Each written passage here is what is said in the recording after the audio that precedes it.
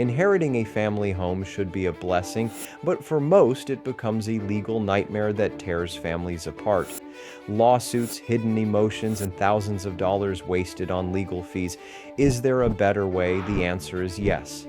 I'm Mark Ramey, and today I'm sharing the exact strategy I used to stop a family feud and sell a probate property for top dollar. Mike Troy and I. Don't let a house destroy your legacy. Let's get into the strategy that changes everything. So then one of my, I send out letters to beneficiaries, and it's so weird. Like in November, I got a call from this guy that says, "Hey, I received your letter. Give me a call." Well, it turns out it was this guy's brother. So I had Frank in my follow-up. The brother, I called him back. He said, "Yeah, I need an attorney. My brother won't get out of the house."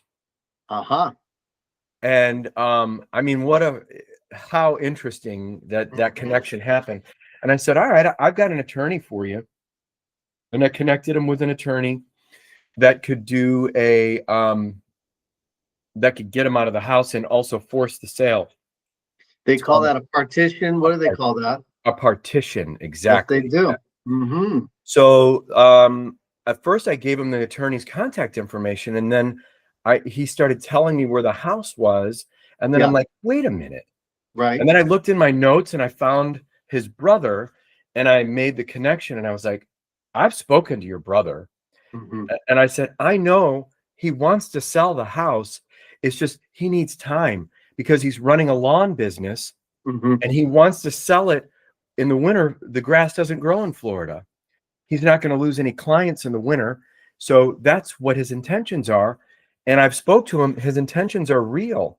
He said it hurts him to be in that house because it just reminds him of your mom. Yeah. And so I said, I mean, you have the attorney's contact information, but I would suggest let me set an appointment with him, and then let me do some research for you and your brother. Is it okay if I go over this before you force something? It's not going to make it any easier on the relationship and on this happening. And it's going to cost you a lot of money in attorney's fees. And the guy was like, yeah, that sounds good. Also tell him that we'll give him $5,000 to help him move if he wants to. So, win-win. Yes. Why give the attorney $5,000 or $10,000, which probably that would be the cost to do a partition? Keep it in the family. Be the emotional hub for the family, right, Mark? Yeah, right, exactly. You are the emotional hub for the families. And so it came together. I went out, I met with him. There was a high level of trust because I was letting Frank, the guy that's living in the house, know everything that was happening through the process. And not weighted in either person's direction. I was just, dealing with facts is what I was dealing with. Correct. And letting them know how it could affect them. And I also let his brother John know. I said, John, you could get an attorney to do a partition right now, but it's just going to make it harder. And it's going to cost you money. It's going to be harder on your relationship. It's going to probably solidify Frank to want to stay there longer. Because he's going to feel threatened. Right. And John understood. So now I got a call with John and Tom, the other two brothers in California, today at 2. I'm going to go over the market. I'm going to say, look, this is what your brother has agreed to do. And your brother's got a hurt wrist and he's got a problem with his shoulder. Getting the house ready right now is a challenge. Are you open to maybe paying for someone to go in and help your brother get it cleared out, paint, and install carpet? Because I think it'll make the home saleable. So I'll go through that with them today. I believe that they'll be on board with that. And then they'll have an opportunity to get this behind them, which is exciting. Isn't that fulfilling? Yeah, it is. Actually, it feels great. Yeah. You're very much so. And then on the drive home last night, I had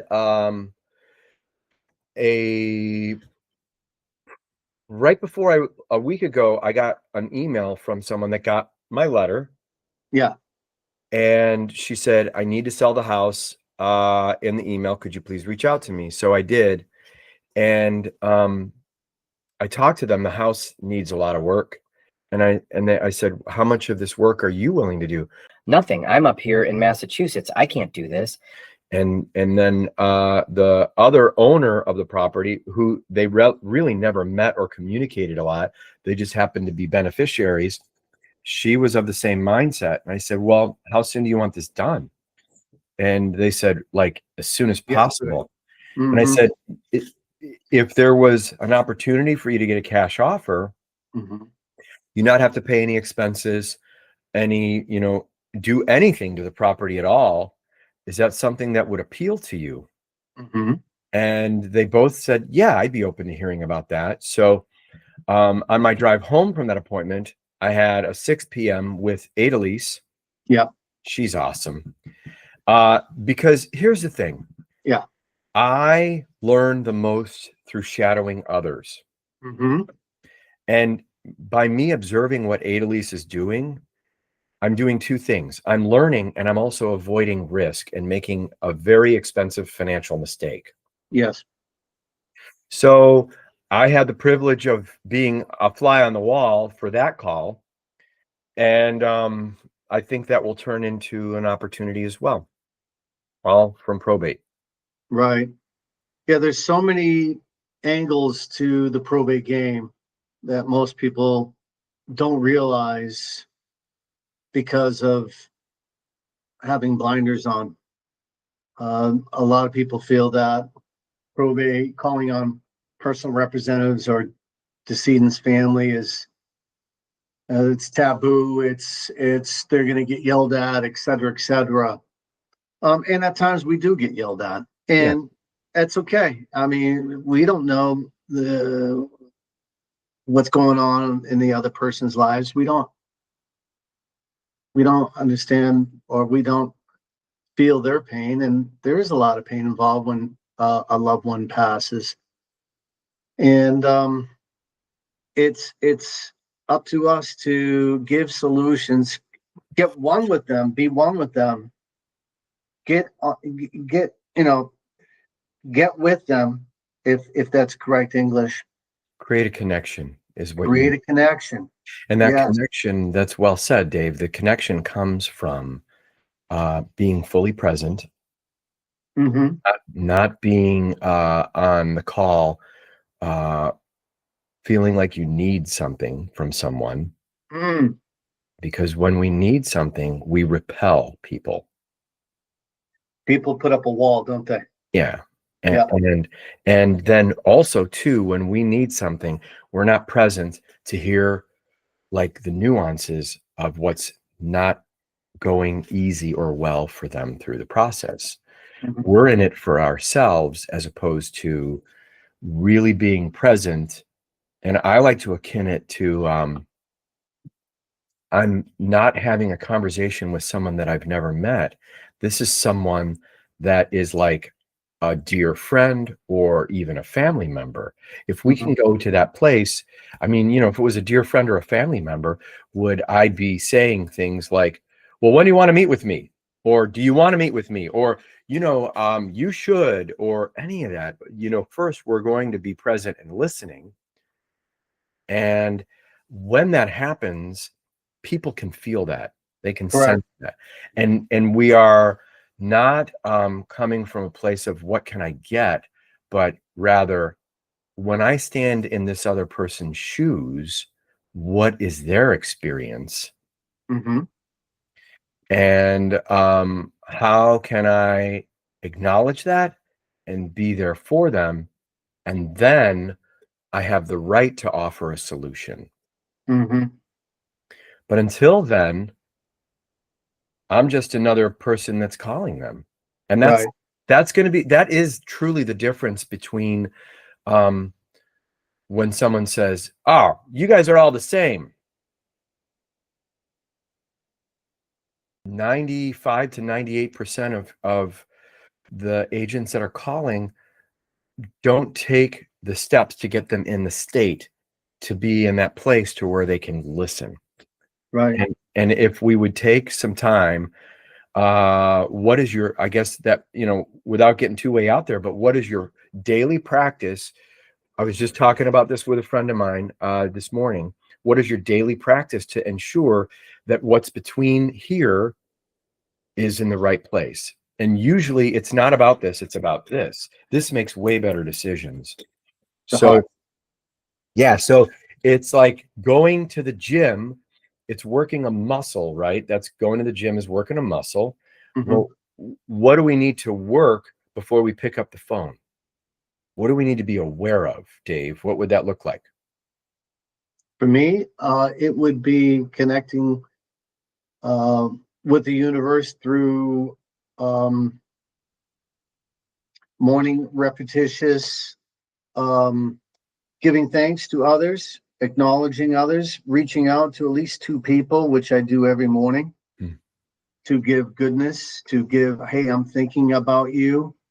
Hey, I want the best for you. So I believe in order to get in the right state of mind of providing service to others that don't know you, they don't know you, and they're getting calls from mainly, investors looking to, get the property for pennies on the dollar. And I get it. That's their business. And there is a place for that business.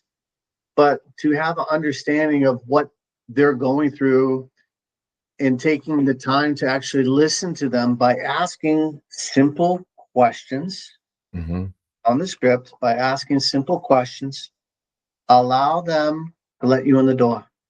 So what you've just described is it's a 2 step process. First, gratitude. That changes our state. Because Yep. let me ask this question. Sure. Is it possible for us to be in a state of gratitude and fear at the same time? No, No. I don't believe so. So what you just said is by getting to a place of gratitude, you're aligning with, as you called it, the universe or whatever, and you're aligning with a couple people also. You're connecting with a couple humans, and you're pouring into them. Yes. When we pour into others, visualize like a pitcher, like I'm holding a pitcher right here. In order for me to pour something, can it be empty?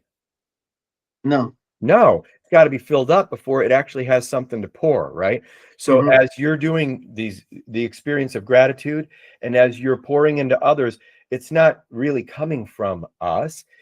We're allowing God to come through us, right? Fill us up so that we are so full that it pours out, splashes it out onto the world around us. Then we get the gift of it because it's pouring out. Then maybe it'll splash back onto us too. Right. Right. But so that's the first step of it, is we've got to fill ourselves up. And then you held up a moment ago, you held up simple words, scripts. If we have the skills that can help us communicate with them, and it's not about the words, but it's about having the words that are like, we have a phone and the phone has apps on it, right? Apps in the background. So those scripts are like an app that's running in the background. When we've taken time to learn the skills or the scripts, then now we have the skills and that's running in the background. Then when the right moment comes up, we don't have to be struggling or thinking about what to say, which usually if we don't know what to say, what does that do? It causes us to go to a negative emotion Of want. of Need. want, right? Or we're afraid. We go into fear as opposed to being filled up. And then when we're in that place of fear, are we able to listen? It's No, like, because we have all these apps running in our brain at that time, and we're not connecting with the other side. but the apps just need to simply be running in the background so that then when the opportune moment comes up, oh, I know the right words. I've practiced those. Not only have you practiced them, but you've also put them into action. Correct. And then the right words in the right moment can guide others to their desired outcome, not my desired outcome. not so that I can get a deal or get a commission. It's really, I'm listening enough. I'm standing in their shoes, right? Now I've got that compassion, and I can, and then trust goes way up. And then all of a sudden, like, the opportunities are so much easier. And what I have found, when you're communicating properly and you're in the right state of mind of giving versus taking, or coming from a place of contribution and service, words flow from the heart, and people feel that, like that. People can smell bullshit a mile away. They're not stupid. Correct. Yes. Regardless of socioeconomic situations. Okay. So then let's break this down. Sure. So if we're going to be effective on the phones, what's the first thing that we have to take care of? Ourselves. Correct. Mm-hmm. We have to fill ourselves up so that we're not coming to the phone empty, right? So whatever that looks like. Some people, they'll go out and they'll fill themselves up by doing a run in the morning. They'll go out, whatever that looks like for you. Is it meditation? Is it prayer? Is it, reading a book or the Bible, or whatever your faith happens to be? Then we're filling ourselves up, so we're not coming to the call empty.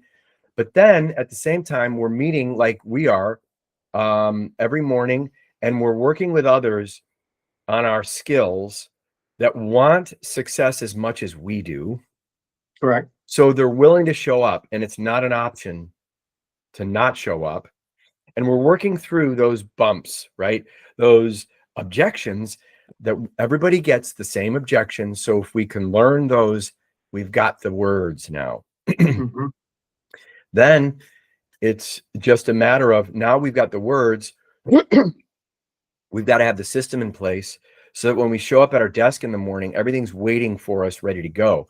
So it's not like, all right, well, it's 8 in the morning. Let me call someone to do role play. No, it's 8 in the morning. You've already been up at 5, 6. You filled yourself up. You've done your role play before 8 in the morning. So that way, and also you've arranged it so that the numbers are in your dialer, everything is ready to go, so that when you stand in front of your workstation in the morning, you are your greatest form of who you can be. You've educated yourself, and you've got the system in place. So now you're making the calls, and you're going to have opportunities because of that. Yes. And the universe is waiting for you to reach out. Yeah. Oh, for sure. The universe is waiting for it. Yeah. Humans that need help are waiting. Yes. Yeah. And you're absolutely correct. If you don't have your morning routine, it's not only set in stone, but having in place habitually, then you're showing up to the game not ready to give it your best. Yeah. And it's a very competitive world out there. Yep, I would agree. Because you're competing with people like yourself, like myself, who are ready for the game each morning. And skills pays the bills. Right? Said. Yeah. Well said. So you're absolutely correct, Mark Ramey. And I'm aware of the time now. It's 7:58. Yeah. Which means we've got something to do, right? Yes, the puck drops at 8 o'clock. All right. The fans are in the stands. They're ready for the game. Let's have fun on the phones. I'm grateful for you. I appreciate you very much. Yep. Thank you, sir. All right. We'll talk soon.